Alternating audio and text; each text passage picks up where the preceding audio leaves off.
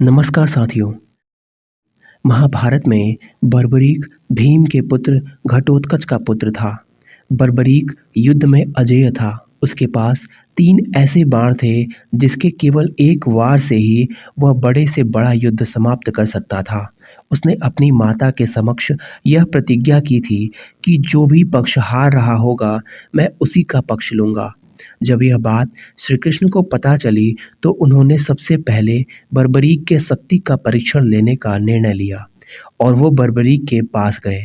उन्होंने बर्बरीक से उसके शक्ति और सामर्थ्य का परिचय मांगा। उस समय वे लोग एक वृक्ष के नीचे बैठे हुए थे। बर्बरीक ने कहा, हे भगवान, मैं अपने एक बाण से इस वृक्ष के समस्त पत्तों को बेच दूंगा। बर्बरीक ने एक तीर निकालकर धनुष पर चढ़ाया और मंत्र पढ़ते हुए तीर चला दिया। तीर ने पेड़ के सभी पत्तों को बेचना शुरू कर दिया। उसी पल श्री कृष्ण ने बर्बरीक की परीक्षा लेने के लिए वृक्ष का एक पत्ता तोड़कर अपने पैर के नीचे दबा लिया। बर्बरीक का तीर पेड़ के सारे पत्तों को बेचता हुआ श्री कृष्ण जी के पैर के ऊपर आ गया। बर्बरीक ने तुरंत कहा, हे माधव, आपके पैर के नीचे पेड़ का एक पत्ता है, कृपया करके आप अपना पैर हटा लें। श्री कृष्ण जी ने पत्ते पर से अपना पैर हटा लिया और वह तीर पत्ते को बेच दिया। श्री कृष्ण जी बर्बरीक की शक्ति को समझ गए। उन्होंने बर्बरीक को समझाते हुए कहा, बर्बरीक, तुमने जो प्रतिज्ञा की है वह अत्यंत विरोधाभासी है। युद्ध में पराजित पक्ष का तुम साथ दोगे और दूसरे पक्ष को समाप्त कर दोगे। फिर दूसरा पक्ष जो हार जाएगा तुम उसके पक्ष में चले जाओगे और पहले पक्ष को समाप्त कर दोगे। इस तरह से तो तुम सर्वनाश कर दोगे और सारा युद्ध स्वयं ही लड़ रहे होगे। बर्बरीक को यह बात समझ में आ गई। उसने कहा, हे माधव, आप ही बताइए मैं क्या करूं? मैं युद्ध में भाग लेने की प्रतिज्ञा लेकर आया हूं। श्री कृष्ण ने कहा, हे बर्बरीक, तुम्हारे इस प्रतिज्ञा से तुम्हें मुक्त करने के लिए मुझे तुम्हारा वध करना होगा। तब बर्बरीक ने कहा कि हे मधुसूदन, आपके हाथों से मृत्यु पाकर तो मुझे मोक्ष की प्राप्ति होगी, पर हे करुणानिधान, मेरी परम इच्छा थी कि मैं महाभारत का युद्ध देखूं।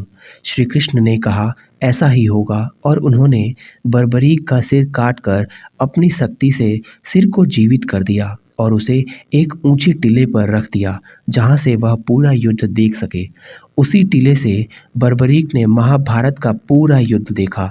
बर्बरीक केवल एक महान धनुर्धर ही नहीं था, बल्कि उसे सभी तरह के युद्ध में कुशलता प्राप्त थी। आपको जानकर हैरानी होगी कि जब पांडव वनवास के समय माँ चंडिका के दर्शन करके उनकी कुंड में स्नान करने के लिए गए, तब भीमसेन कुंड से जल निकालकर स्नान करने के बजाय कुंड में उतरकर ही स्नान करने लगे।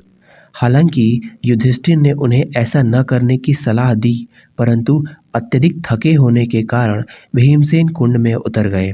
उसी समय बर्बरीक ने उन्हें ऐसा करते देखा और क्रोधित होकर कटु वचन कहने लगा, जिससे भीमसेन बर्बरीक से भिड़ गए।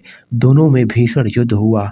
कुछ ही क्षण में भीमसेन बर्बरीक के समक्ष दुर्बल पड़ने लगे और अंततः बर्बरीक उन्हें अपने कंधे पर उठाकर समुद्र में फेंकने चल दिया।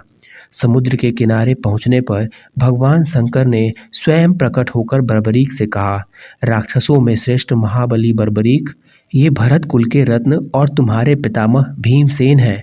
इन्हें छोड़ दो।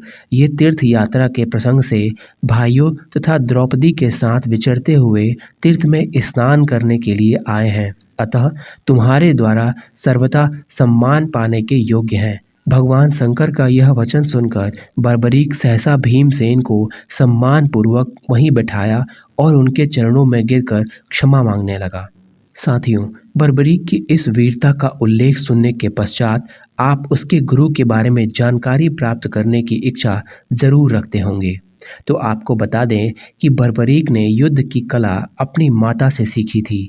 बर्बरीक की माता मौरवी थी, जो नरकासुर के सेनापति मौरा की पुत्री थीं। मौरवी को माँ कामाख्या की अद्भुत शक्तियाँ प्राप्त थीं, जो बाद में बर्बरीक को भी प्राप्त हुईं। धन्यवाद।